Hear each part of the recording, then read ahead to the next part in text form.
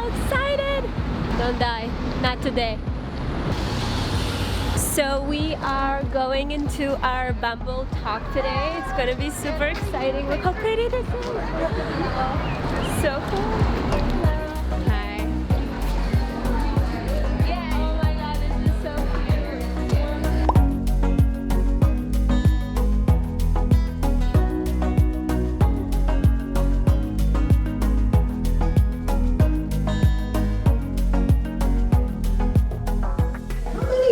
of us have children? We do. Okay, for the rest of you, just wait. Maybe starting with Erin, how would you describe yourself through social media? What's your profile? I think with Bumble Baby, I like to show, where's my headshot? And then, examples of work that Meti Creative has done. We are an all-women powered ad agency working with brands like Dior, Chanel, Stuart Weitzman, so I'd like to show the work we do so people can get a sense of who we are and what we're looking for in people to work with and connect with. And I think, with Instagram, as I was saying before, I like to show my daughter a little bit here and there and my family and some of our work, but I really am not out there so much on Instagram per se. I'm more trolling from the outside, just checking out what's happening as, we need to do that for our business and understand what the people are up to out there. Thank you. Jenny? Well, mine's largely defined, I think, by making products, and then for girls, we call them who wear them. I like them to take the lead. I think that there is some interest, though, and more relevance now than ever than knowing your maker. So I'm not super comfortable all the time sharing all the personal things, but I do understand that there is that need to understand the person behind the company and the woman behind the business and our responsible practices and all of that. So. I'm all out there on my social media. And my social media is really driven by my family and my everyday life. Just sharing kind of what I like, what I don't like, nutrition tips, and I take basically everything that I've learned throughout the years if it's from the fashion industry or from motherhood or from just bullying as a woman in general, and I just share it with my audience. I think my social media is definitely me through and through, and I think if you go on my Instagram profile or my Bumble profile, it'll say creative producer, dot connector, and cool mom. And I think that throughout my feed, you'll notice that I am all three through and through. You'll see the various work that I do, the various clients that I work with. I'll tease up my son, he has his own social too, and he's a character. And then connecting the dots where people are like, what do you do? It's all over the place, but that's me connecting the dots of interacting, introducing people to other brands and clients, and brands with other brands and clients with other clients. And so it seems like I'm all over the place, which I kind of add to that creative ADD. But I think through and through, what you see on my Instagram is me, and here and there my stories I might be a little bit more real and say, this is what I'm going through. I'm feeling kind of overwhelmed, especially in April with Mercury retrograde. It's a shit show. And so I was really open about how I was feeling, and I went on a meditative retreat, and so I shared that as well. So, yeah. So, to give everybody a couple of fun facts on today's workforce, 73% of women in the workforce are working mothers. And the average household income is $70,000, and the average price of a home in Toronto is $890,000. So, regardless of your situation, women more and more, regardless of, families or not, really have to be a part of the workforce. And I think we can all say from experience that it's a lot to juggle, especially these women who really are very public in their persona and have, all their own, they're entrepreneurs through and through. So I thought maybe today we could just chat a little bit about some of the ups and downs that come along with, the roles and expectations of being a mom. So I wear the badge. I am super into it. I'm super proud of it. I feel like being a mom has allowed me to be an even better leader in the workplace, and I feel like being a leader in the workplace has allowed me to be a better mom, and they're so symbiotic together. And being a mom has taught me to deal with my little child who's very impatient, and it's made me more patient, and it's just given me a new sense of self, and it really defines me, and it makes makes me feel badass. Like the fact that it's not perfect at all, but the fact that I'm trying to balance, the two makes me feel really good and accomplished. And, some days you're gonna be a better leader and a worse mom, and some days you're gonna be a better mom and a worse leader, but at the end of the day, you just gotta like keep on keeping on. I think, what I'm doing when I'm not at work has changed. The priorities of that time have changed, right? So I guess it's family before playing with girlfriends, for example. Still make sure that doesn't go too far out of reach or too long, but I would say that's the main thing. I think if it wasn't for social media, I would probably have no friends. Just because there's not a lot of time left, just like Jenny mentioned, because when you have to kind of juggle work and family, it covers my whole plate really, and then I try to squeeze in kind of me time. So social media definitely keeps me feeling like I'm still part of the world, which is really nice, and a bigger world actually, because before it was maybe 3-4 girlfriends, and now I feel like I have a lot of them that share with me, their advice if it's on motherhood or just kind of tips and tricks and their experiences, and I feel like it just makes me better in a way. So I feel like I have such a big support system.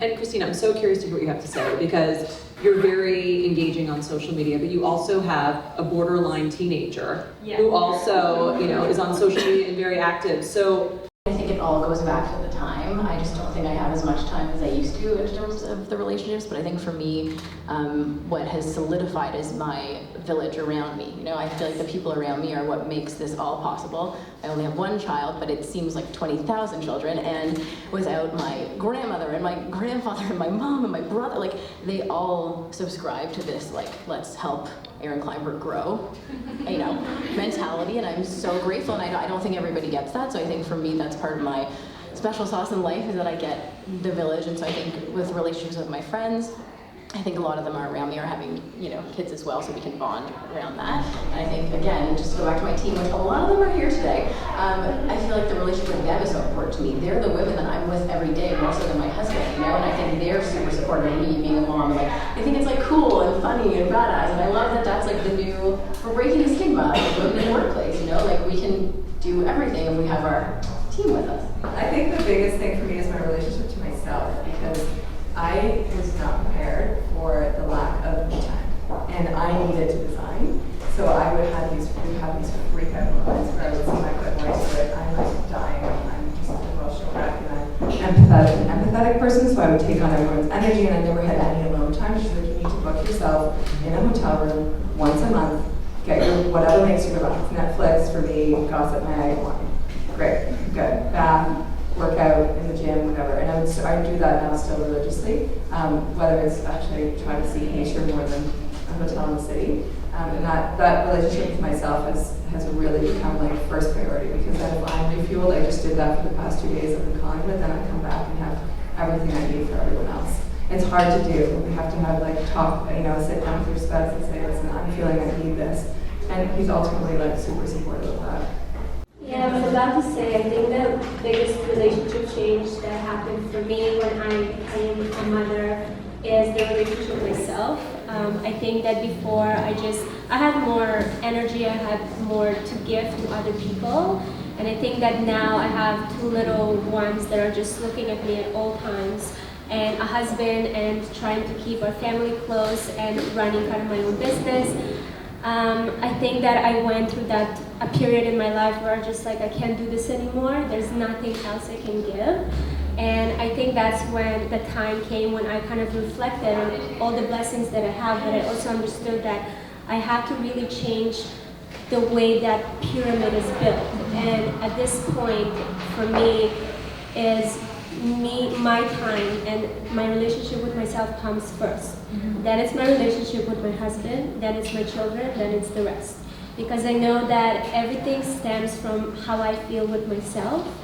My children feel it at home. I want them to grow up, seeing a powerful, happy, positive person. I want them to know that my relationship with my husband is important because I want to build that stability for them. And then kind of, it's the children and the rest of things. For the longest time, I was judging myself for that. Thinking that, my children should come first and all the other things in the world needs to come first. But I really, playing around with that kind of order, that's what I found to be the winning formula for me. So, yeah, when I'm happy, when mama's happy, everybody's happy. But I think for me, like my mom is my biggest source of inspiration. It's hard for me to pinpoint one person that I draw all my inspiration from. I kind of have all these different people that I draw inspiration from. So for business, my husband, I think, is a genius. For my children and just like the environment at home, our caregiver, I think, just teaches me, how to be calm and, how to really enjoy and be present in the moment. And my mother, just because she's a superstar. So I think that there's all these people around me that I make sure that always kind of there to remind me all the good things and all the things that I need to work on. My biggest inspiration, I would say, is my son. Again, we grew up together, we were growing up together, he was really too. But also, he's really always gets hesitant, but also really passionate and really honest with himself, and he really knows himself. And I think a lot of us don't really know ourselves, especially with the world of social media. I think that we get so caught up in the fluff of things, and he kind of always stays grounded. Yeah, so biggest inspiration because it's just like he just keeps it real, 100 all the time, and like a lot of us don't because we're so caught up in hustle, bustle, and social media, and looking at our followers and our accounts, and he doesn't care for that. That's his view. You raise him so well.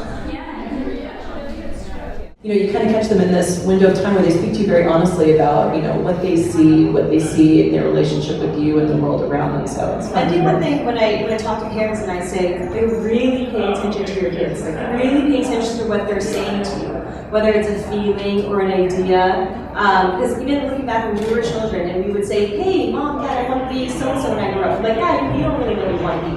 When I was at the school that Parker's going to go to, they were telling me that 60% of the children of her cohort will have jobs that are currently unknown. Like, she could be like a typewriterist on the moon. Like, we don't know what she's going to do. And so it's so true. And it's like they're the future. And I know part of this panel is talking about like, do we show children on social media? Do we not show them? But the truth is, like, you can't hide them from what the earth is going through and the world is going through. And it's like, it's the reality and the future. Everything is changing so much faster than it would have if the internet was. Travel more, go travel the world for a year and stop feeling bad for yourself because it's about to get a whole lot harder. Good, but harder.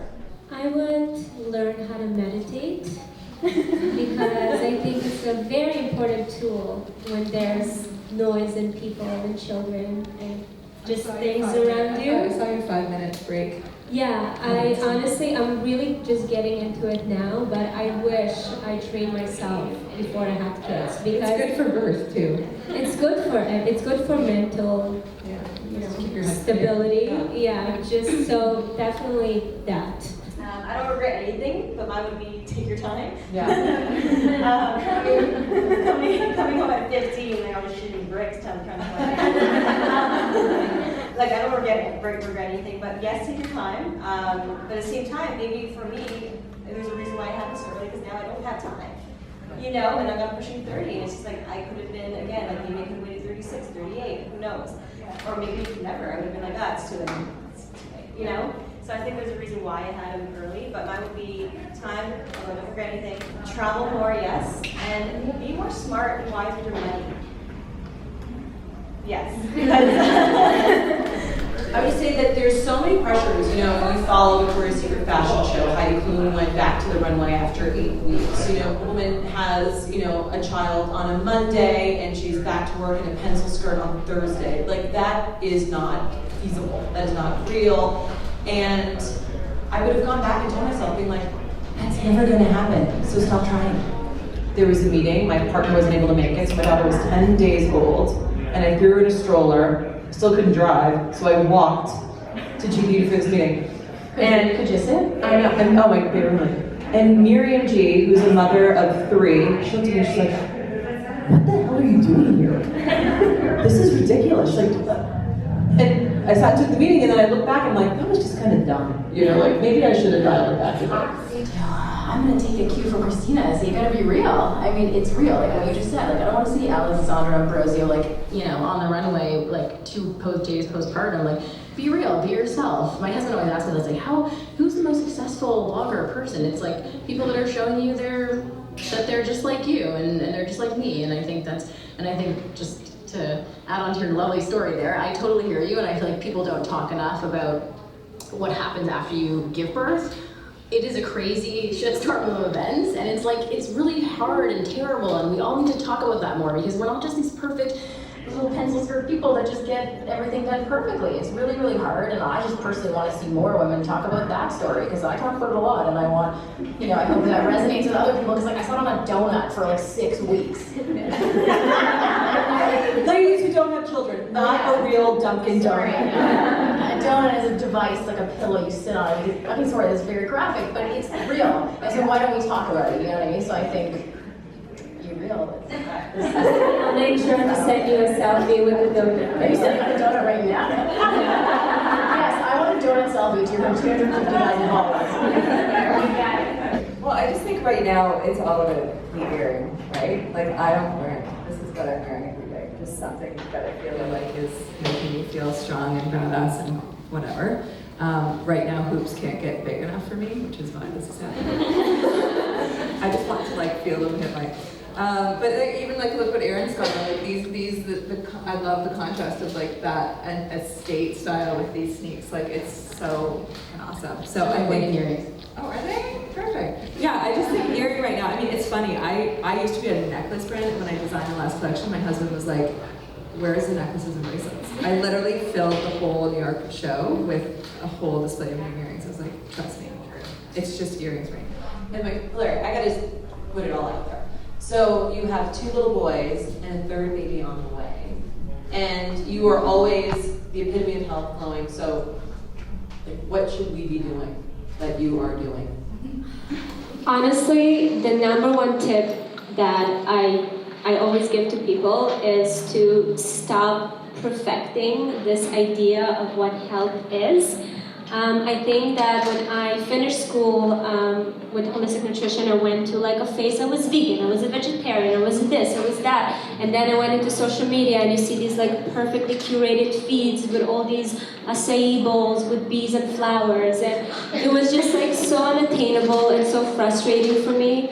And I think that once I simplified it and just stopped kind of thinking about it too much, we all know what's good for us at the end of the day. So I think we kind of need to just trust our own gut, and sometimes you eat amazing, sometimes you don't. Enjoy life, and I don't know, just don't overthink it. It's pretty simple. I think that's where the self-love comes. When you start respecting your body, it's you want to, you want to provide it good stuff. So yeah, it's just that balance and kind of being in tune with yourself. I'm so glad you didn't tell us to give up everything. Such a sigh of relief. Okay, Christina, style, I'm a girly girl tomboy, so I always have sneakers on my feet.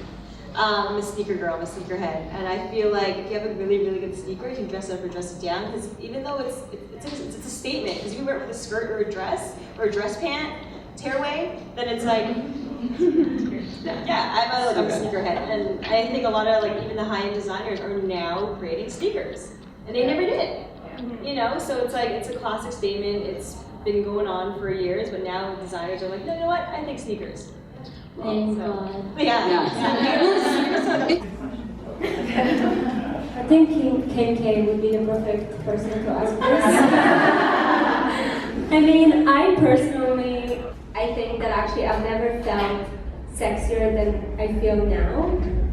But I think that sexiness came from a place of power, being comfortable with yourself, feeling like I'm kind of the captain of my own ship. Before sexiness was dressing a certain way or putting something out there, today it's different. So I think that it's easier to feel sexy today. And I think that there's so many versions of sexy today. We have someone that enjoys putting naked selfies, and you go girl, good for you. There's other people that just prefer to express their sexiness through, education or books or poetry, whatever it is. So I think that today sexiness comes in so many different shapes and forms, so I think it's easier for women to feel that. Anyone else feel And that? I like to hire moms because they're so efficient. Yeah. Like, I have people that can't get into work on time. I'm like, do you realize that we have a mother in here that took a toddler on the streetcar to daycare, dressed a 2-year-old, got here herself dressed, and she's before you every single day. And getting more done, it's amazing. I think the efficiency is, like, I've never been more efficient, and in pregnancy too. I wouldn't be afraid of what that would do to your business startup or your career, because JD doubled when I was pregnant. I fired who I needed to, I hired who I needed to, I was just like a boss. Because that's I think that social media did this amazing thing where it helped redefine motherhood. Because to me, before you would be exposed to only people that are around you that are working moms. But today, you can follow and see so many amazing women that are accomplishing so much, and they're still mothers and they're doing their thing. So I think that it really opened my eyes to the possibilities. Instead of thinking that old school thought of just like, okay, I'm a mom now, so I have to be part of this little, So thank you, ladies, so very much. Thank you all for coming.